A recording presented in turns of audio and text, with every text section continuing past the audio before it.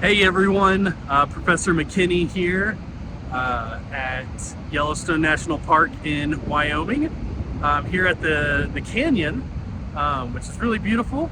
But yeah, I hope you enjoyed learning about your topic this week. Let's dive into it a little bit more.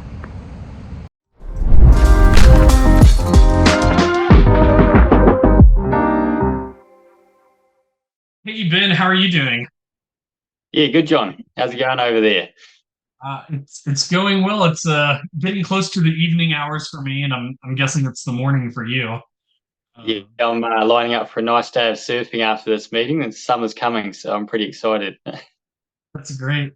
Um, well, yeah, thank you for, being willing to talk to my students about where you're from and your work experience and some of the things that you've noticed over the years. The class that I teach is international management. We try to talk to people from all different places and learn about, cultures and the workplace and just working with people from different places. So I guess to start, could you tell us a little bit about yourself, where you're from, places you've worked at, what you do? Yeah. Yeah, so my name's Ben, and I'd say as far as a working career, it's been pretty eclectic for me. So my professional background is I work as a geologist. That's my main bread and butter side of things. But I'm also, I guess, relatively curious in my nature and like to try a whole lot of different things. So I've worked as a geologist in New Zealand, in Australia. I've worked as a gardener even in England, which is a terrible idea because gardening requires good weather, and there's not a lot of good weather all the time in England. And then I've also worked down in Antarctica for this will be coming up. I started 10 years ago, this year coming up. So down there, I've worked as a machine operator, or even the field guides team recently on anything from projects with scientists to people, I guess, aspiring to whatever their dreams are, and also even film projects. So I'd say I've got a fairly wide range of a working life sort of background, but I guess I've also been quite fortunate in that manner that I've worked in many different parts of an organization, from being down near the bottom, cleaning a toilet, all the way further up in the sort of management side of things of some projects. And then in New Zealand, probably the most intense job I've ever had is being a drill and blast engineer for a mining company, where yeah, I guess from a financial side of those companies, the job's pretty intense, but also Yeah. from the side of the people, at the end of the day, it's a pretty well, I guess, if you're playing around with explosives, it's a pretty volatile environment, and you're dealing with a lot of people around there. So there's a lot of those sort of factors that have gone into my life as well. So yeah, that's kind of my background. I guess outside of working, I like to spend a lot of time in the outdoors, do a lot of sports, but that also plays into quite a bit of what we're going to talk about as far as culture. It's a very cultural thing, playing sports in New Zealand, and that often relates back to the workplace as well. Okay. Cool. Now, what part of New Zealand uh, would you consider home? Yeah, so for me, I come from the South Island's west coast and the northern part of that west coast. So I'm covering a lot of parts of the compass by giving that description, but that's home for me. It's quite a nice sort of warm, temperate environment. It does get a lot of rain though, which a lot of people are harassed about, but you don't get a rainforest without the rain at the end of the day. So that's Yeah. that's home for me for sure. Yeah. As far as other parts of the world, I mean, I guess the West Coast would probably have the same sort of rap as maybe some parts of maybe like Florida or something like that. I guess we're kind of the out there sort of country hillbilly sort of types around here. That's the perception, not the actual truth, though. Right. Okay. Great. So my next question was going to see if you could talk a little bit about, culture in the workplace or business mannerisms with people that are working, in New Zealand or Australia or even your time in England. Yeah, so I think like New Zealand, at least from my experience, has a slightly different way from places like America, especially, in England, I think their working environment's quite like in a bit of a pyramid structure, but I guess hierarchy driven. And so on the face of it, you'd say that that's the case here in New Zealand because everyone has to have a position in which they manage, and then people below them. That's just the way it is. But as far as your interaction goes with management above you and below you, it's quite a flat structure. There's not a lot of in my opinion, in the industry I work in, there's not a lot of ego that goes with it. You get the odd characters at the end of the day, but they're not the norm at the end of the day. So for me personally, in a New Zealand context, especially, I can go and hang out with my boss and have a beer later on, and that's perfectly normal and fine. I can go and play sports with them in the weekend or during the week, and there's quite a lot of equal partnership as well that I could walk into their office and have quite an honest conversation. Which in some other societies, because of the way the structures worked, it's not quite that way. In my opinion, from being in other positions in other parts of the world. So I think there's a lot more of an open door sort of policy and a lot more open communication that goes on within, I guess, New Zealand, and maybe that part of that comes down to a bit of nature. I guess we're a little bit like the Canadians. We don't like to offend people, so we prefer to talk about it beforehand if we're going to talk about it, and use a lot of words, I guess, to get the point across. I think if a New Zealander's blunt, you've probably got to the end of that point that you haven't been able to discuss things as freely, and you've probably dropped the ball. I don't think we're a very blunt society at the end of the day. That's unless it's in relation to sport, and then we're pretty blunt at that moment in time. But if it's outside of a conversation of sport, I think we're pretty relaxed. And then when I've worked in places like, say, Australia, it's quite similar in that sense to a point, I guess, because we're culturally quite similar in our history as well.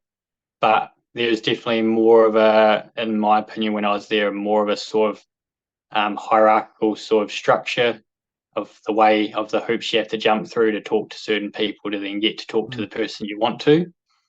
I've definitely noticed that was more of a thing there. And in England, at least in my experience, I mean, at the end of the day, I was a gardener, so I wasn't really pushing too far up in the echelons of the world of the workforce. But there was definitely at least some of the clients that we had, I guess, were quite high end. And if I wasn't in charge, which I wasn't, you don't talk to the clients. And that was something I found quite weird, because it's not what we do. It doesn't matter if you're the man holding the shovel or the man that's holding the checkbook in New Zealand. You'll probably all end up talking to the client, and might not even be about the job, but that's kind of how we work. I think we're a relatively curious nation that we just like to strike up a conversation. We would call it having a yarn, but I've realised that's not a term that's used around the world, but having a yarn is having a chat.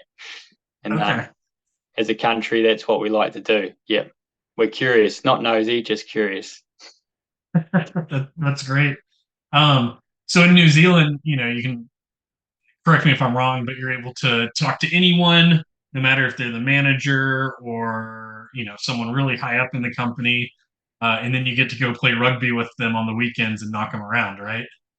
Yeah, pretty much. I mean, like that's virtually what it is. Like a country of 4 million people, there's not a lot of people to be friends with at the end of the day. So, I mean, the ones that are close around you, you're probably going to end up working with them and being mates with them, and probably seeing them down at the pub. So even if it's not your intention, it's kind of that's the way it is.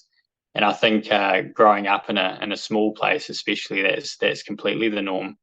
And I think we're quite good at drawing the boundary between professional and personal life. I think like the moment you walk out the door, like there's moments that you need to represent the company line still, and you'll be held to account even outside. Not probably from a HR perspective, but just from people might be disappointed in something you might do outside of the workplace. If you really go that far down the line, but for the most part, there's a very clear line between work and personal life. And as soon as you walk outside the door, those those pyramid structures, they don't exist. They definitely won't on a rugby field, that's for sure. Yeah. I used to actually play rugby, so believe it or not, but not in New Zealand or any place that's actually good at rugby.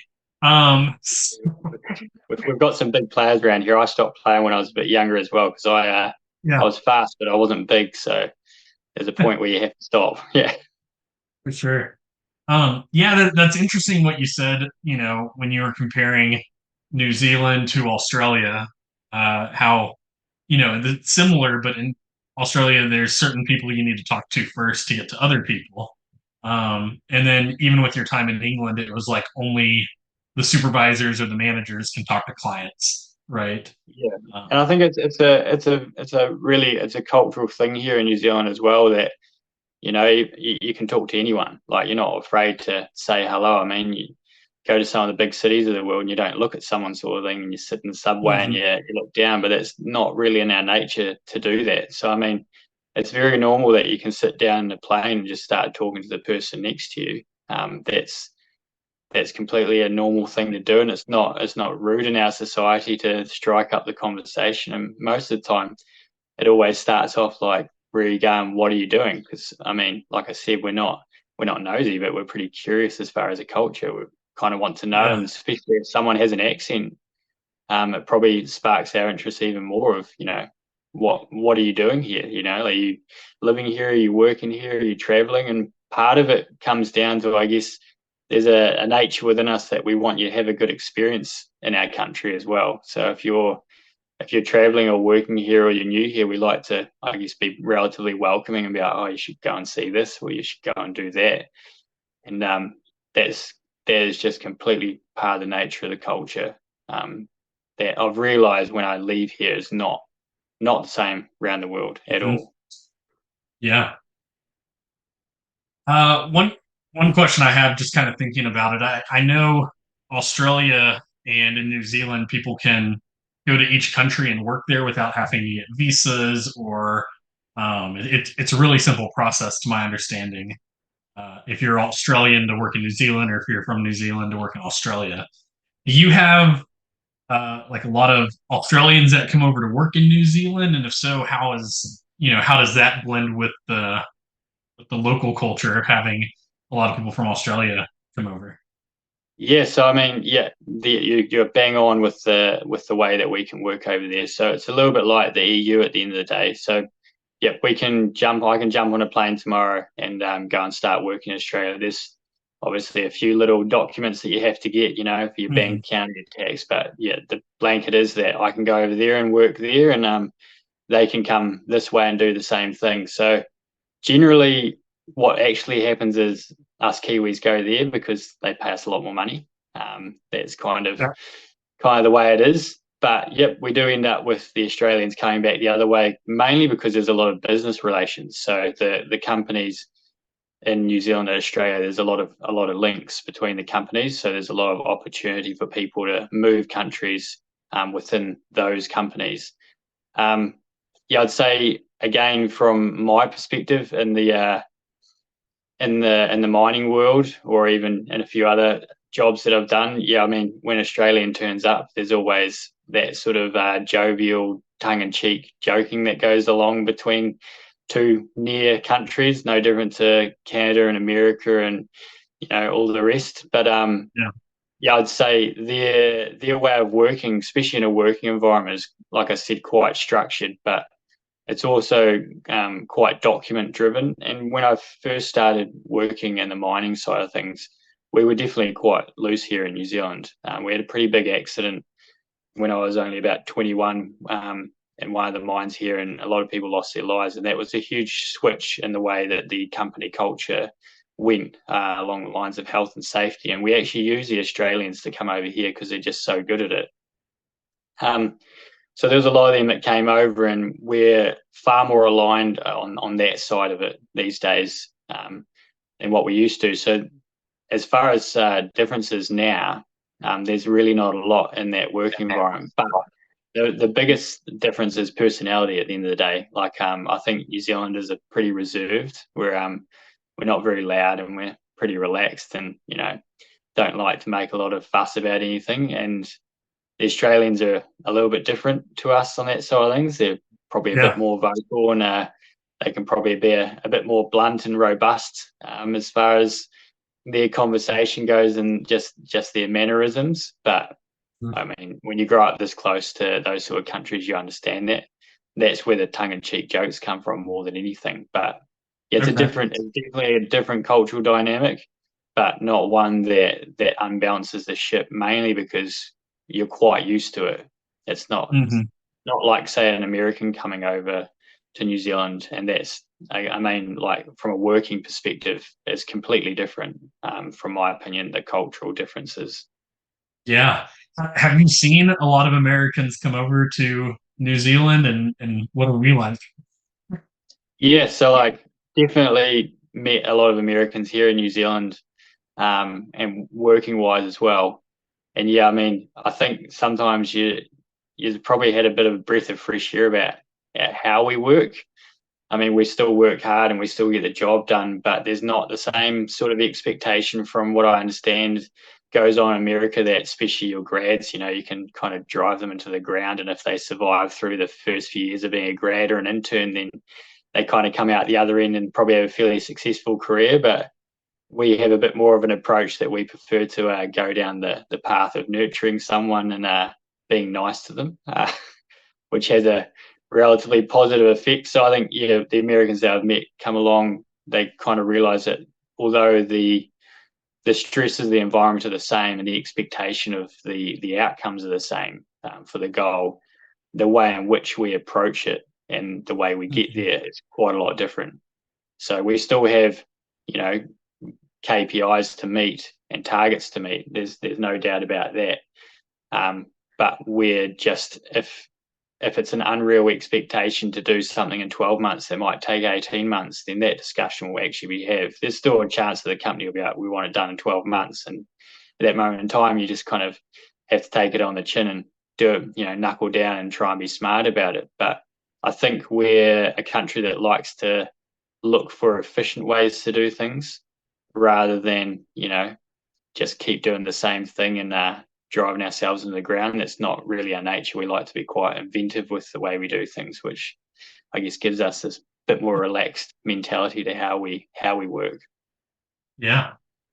Okay, great. And then the last question that I have is, you know, the students in my class, right, studying international management, if they were to get a job internationally, specifically in either New Zealand or probably Australia, what would be your, piece of practical advice that you'd have for them before they came over? Yeah, I mean, probably the ultimate part is to remain with an open mind and realize that the way things that are done in your country are going to probably be a lot different to the way they're done in other countries. There'll be parts that align for sure, but the journey and the process to get there will be completely different. And although the ideas in one country might actually work better, I think the ultimate part when you first get to a place is to kind of get a sense of how they do things, and if you want to implement the way you think something could be more efficient, I think you have to think about, yeah, culturally, especially Mhm. how you approach that conversation, because you may have that conversation in a way that you think is non-offensive, but from another culture that could be offensive for sure. And I've put myself in that boat in my life as well, like where I thought I was being a relaxed New Zealander, just giving an opinion about something, but the way you present and the way you say things, um, the way you're used to it, will possibly not be the way that it comes across in another culture Mhm. for sure. So yeah, I'd say keep an open mind and just take it slow and steady. Rome wasn't built in a day. Yeah, that reminds me of a quote that I actually just saw on LinkedIn not too long ago that says, "The more I travel, the less I know." Right? Yeah, And I think, uh, the more places you work at, you got to realize the way that you're used to doing things isn't always the right way in that scenario. So, yeah. It's communication. I mean, it always comes down to communication and how you communicate. and like you have to just change the way you communicate. I mean, I'm Mhm. quite fortunate that I've worked in a lot of places in the world and have friends from a lot of different countries, but there's definitely ways I communicate to some friends a lot differently than I'd communicate to my friends here in New Zealand, and that's because I've grown up with this culture. So what I think is normal, and I understand the intricacies of it, they're not something you can probably as easily explain. It's the same in every other country. I think we can be blunt and approachable in each country, but the thing is, like, one person's version of blunt is different to another's, and it just Mhm. won't really work in certain cultural situations. So I think when you go to a different country, you have to play it safe with the way you approach those conversations. Awesome. Well, yeah, no, that's great. Thank you for that. And that's all the questions I have. So thank you for your time and being willing to talk to us about New Zealand and your time in Australia, and then the time that you spent as a gardener in the UK. Yeah, So, it's an interesting work career. Yeah, if I wrote it down on a sheet, looks like I don't do anything for too long, but I do. No. awesome. Well, Ben, thank you so much, and hope you have, I guess, a great rest of the day and enjoy surfing. So, Yeah, perfect. Thank you very much, John. See you all later. right. Have a great day. Bye. Hey everyone, Professor McKinney here again at the Canyon in Yellowstone National Park. I hope you enjoyed our discussion this week, and yeah, we'll touch base again next week.